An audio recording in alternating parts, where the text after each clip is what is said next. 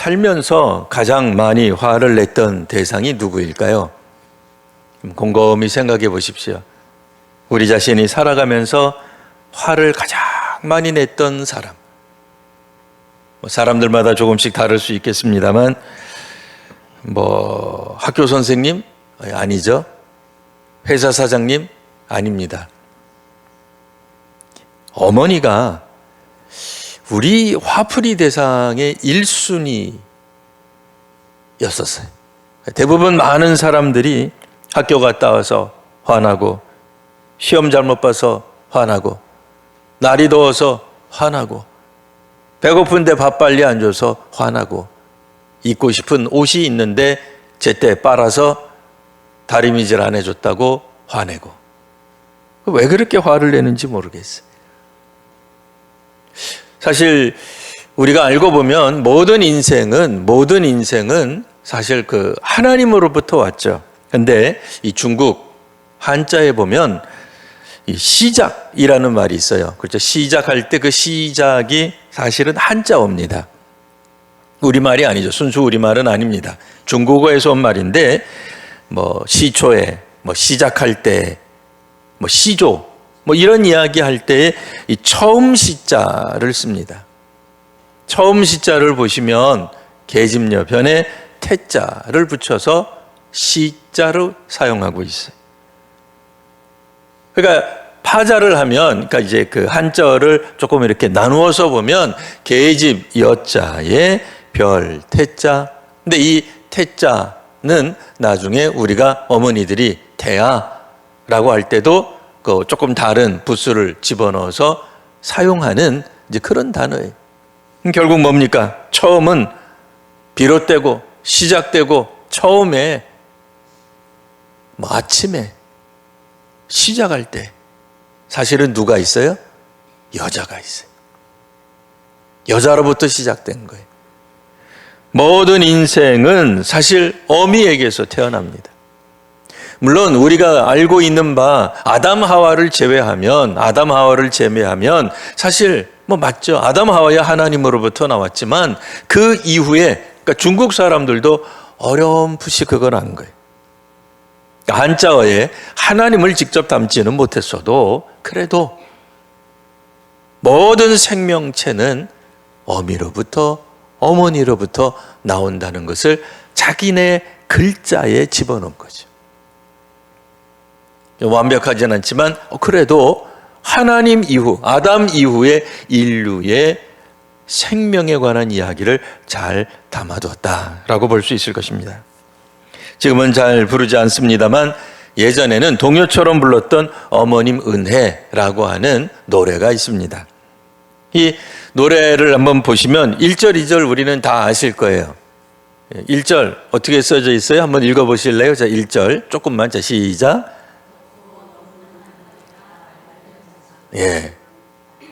나는 높은 게 더 하나 있지. 거기까지만 읽으셔도 됩니다.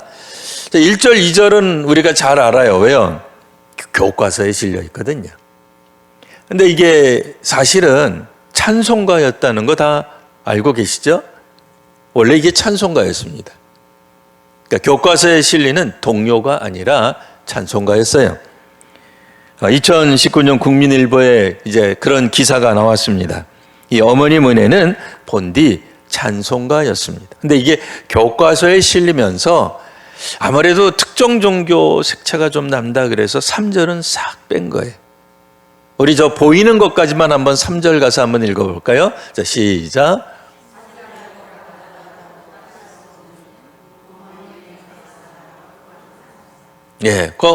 그 뒤에도 한번 보여주세요. 자, 그 다음에 한번 또 읽어. 시작. 주님 앞에.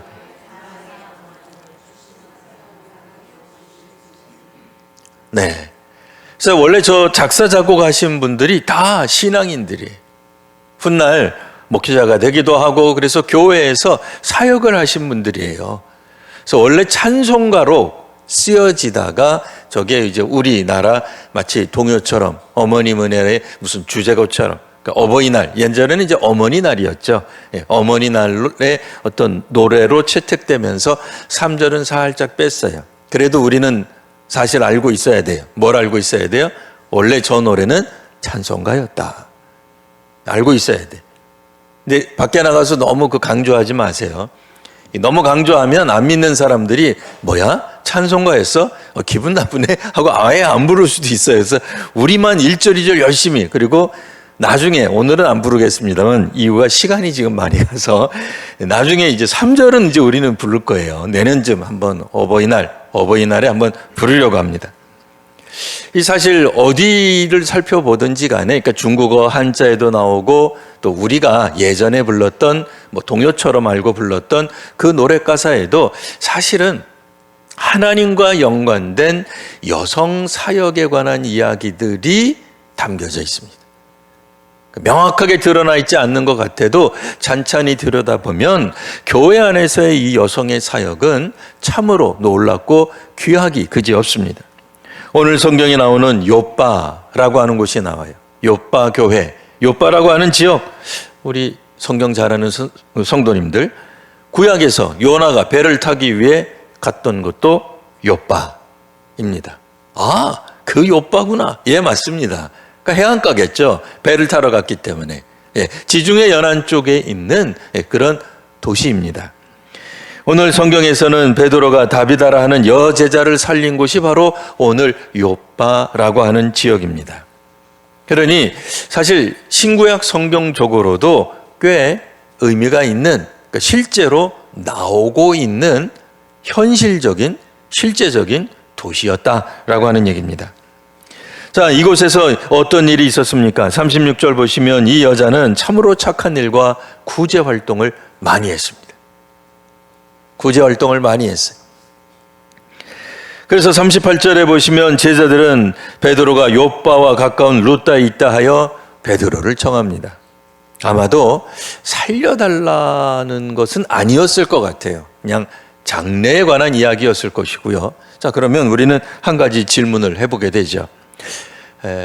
물론 모든 성도님들의 장래에 사도가 동참하는 것이 이상한 일은 아니겠습니다만, 그렇다 한들 우리가 알고 있듯이 베드로는 예루살렘 교회와 연관이 있는 인물입니다. 아무리 요빠 지역에 가까이 왔다 손 치더라도 요빠 교회에 있는 장례를 위해 베드로까지 초청한다?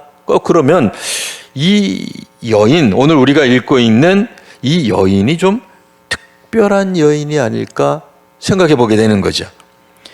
이 다비다 혹은 도르가라 불리우는 이 여인은 드러나 있진 않지만 요빠 교회 사역의 중심에 있었다고 보아도 되겠습니다. 그러니까 혹시라도 오해하지 마십시오. 뭐 어린애가 뭐 혹은 이름 없는 어떤 성도, 무명의 성도가 뭐 별세했다고 그거는 사도가 가볼 필요도 없고 아주 유명해야만, 교회 지도자쯤 되어야만 사도가 가서 집례한다, 그런 얘기는 아닙니다. 그런 얘기는 아니고 지금 상황 가운데서 적어도 베드로 사도를 초청해서 자신들의 장례식에 좀 와달라고 초청하는 것만큼, 그럴 만큼 제자들에게 있어서 물론 한 영혼 다 귀하지만 그래도 교회 지도자격인 인물이었다고 추측하는 편이 훨씬 더 그때 당시 시대 상황에 맞겠다 하는 이야기입니다. 다른 교회들 같으면은 누가 중심되는 그런 인물들, 보통 성경에서는 남자들이 나옵니다. 근데 오늘 요빠 교회에서는 다른 이야기 없고 오직 누구요? 도르가라, 이제 번역되는 그리스어로 도르가 혹은 다비다라 불리우는 이 여자 성도의 활약이 나오고 있습니다. 이 성도는 어떤 일을 했습니까? 우리 성경에도 나와 있듯이 쭉 보시면 이 도르가가 한 일들, 베드로가 찾아오자 사람들이 베드로를 붙잡고 울면서 이야기를 합니다. 뭐라고 이야기를 하겠어요? 이 도르가가 살아있는 동안에 우리에게 겉옷도 만들어주고 속옷도 만들어 주었어요. 현대식으로 말하면 옷을 만들어 줬어요. 디자이너, 또 디자이너들은 목사님 디자이너는 그런 일 하는 게 아닙니다. 또 그럴 수 있으니까 바느질 했어요. 이 일을 통하여서 수많은 당시에 있었던 요빠 교회 제자들을 함께 구제하고 선행을 하는 일에 앞장섰다는 것입니다. 그러면 이 여인이 부자여서 가진 것이 많아서 남아돌아서 이런 일을 했을까요? 아니죠. 같이 어려웠을 거예요. 같이 힘들었을 겁니다. 그럼에도 이 돌아가라 하는 여인은 자신의 어떤 일부를 희생해 가면서 교회 성도들을 보살피는데 앞장섰던 겁니다. 그렇다고 해서 그 자신이 자신의 공로를 기억해 달라고 이야기한 것도 아닌 것 같아요. 그죠? 말없이. 왜요? 고대 사회, 우리도 몇십 년 전만 하더라도 정말 지금 얘기가 아닙니다. 지금 얘기가 아닙니다. 여자 목소리가 담장을 넘어서면 어쩌고 저쩌고 그런 얘기 있잖아요. 우리나라만 그런 게 아닙니다. 여러분 혹시라도 이 조선 시대의 어떤 것들이 일제가 잘못 가리킨 이상한 얘기입니다. 서양도 그래요. 다른 나라도 그래요. 다 그랬어요. 희한하게 생각하실 필요가 없습니다. 우리나라만 유독 여성을 차별하고 여성을 억누르고 남성 위주에서 했다. 그런 게 어디 있어요? 전 세계 역사가 다 그래요. 아니, 특별히 여성 중심의 어떤 공동체 같은 무슨 수렵이나 남자들 나가가지고 다 맞춥고 그래서 여성들이 생계를 이끌어가는 그런 특별한 어떤 부족이나 종족들 제외하고는 남성 위주 사회가 오래도록 지속되어 왔어요. 그러니 교회에서도 여성 지도력에 대해 사람들이 본격적으로 인정하기 않는단 말이에요. 그러니 이 여인은 어떻게 했겠어요? 정말 조용하게, 꼭 그런 시대 상황뿐 아니어도 정말 조용하게 봉사한 거예요. 자신의 이름을 드러내놓지 않아도 봉사한 거예요. 그래서 오늘 성경에도 이 여인이 직접적으로 교회의 핵심 멤버입니다. 기둥입니다. 정말 잘하고 있습니다. 우리식으로 말하면 거의 담임 목사 수준입니다. 이렇게까지는 표현 안 했어도 그의 역할을 보면 상당한 영향력을 끼치고 있었다는 게 나타나고 있는 거죠. 그래서 이 베드로가 와가지고 이 여인을 살렸을 때에 성경에서는 베드로에게 집중하지 않아요. 우리 같으면 와, 베드로가 사람을 살렸디야. 이거 난리 나는 거 아니에요?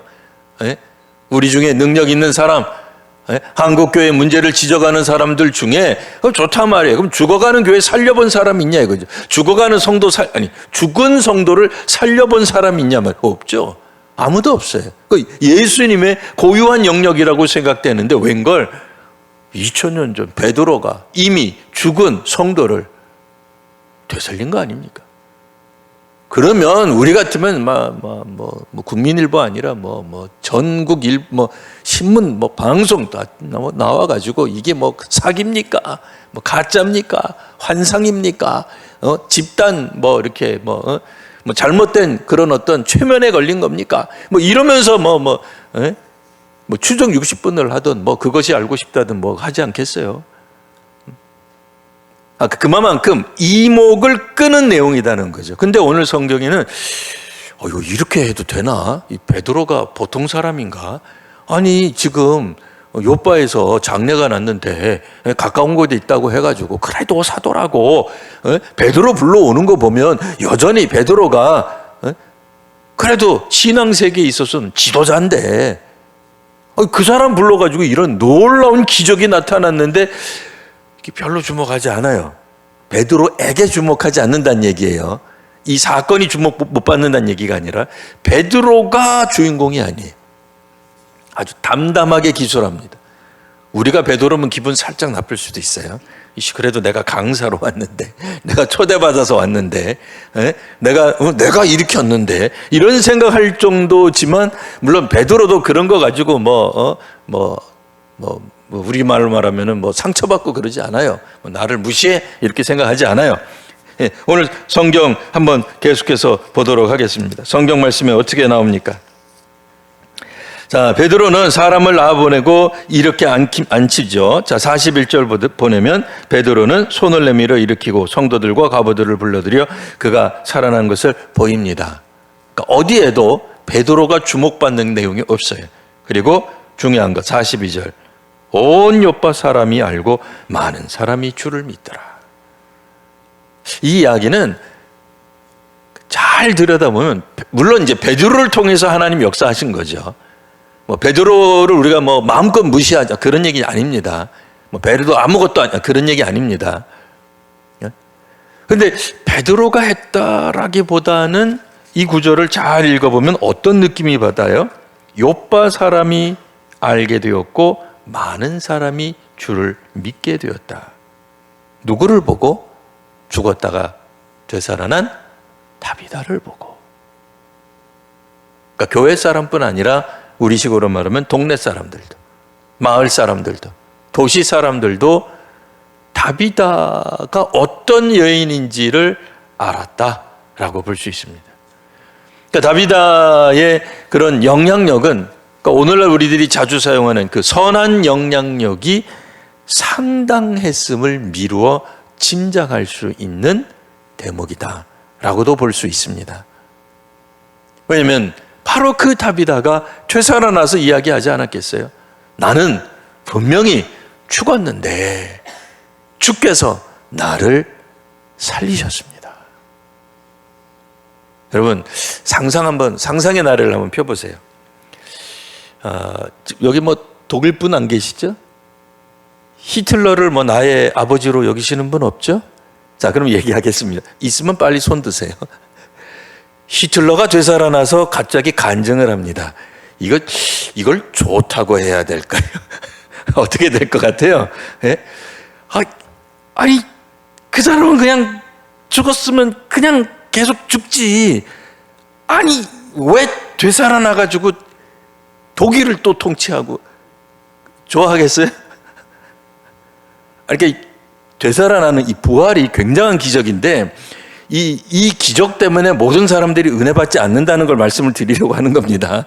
모든 사람들이 행복한 게 아닙니다. 히틀러가 되살아났어요. 아니 뭐가 행복하겠어요? 우리 히틀러가 옆동에 살았는데, 아니면 우리 아파트 위에서 항상 층간 소음을 일으킨 존재인데 되살아났대. 세상에 뭐가 좋아요? 하나도 안 좋아요. 근데 다비다가 되살아난 건 좋은 일이에요.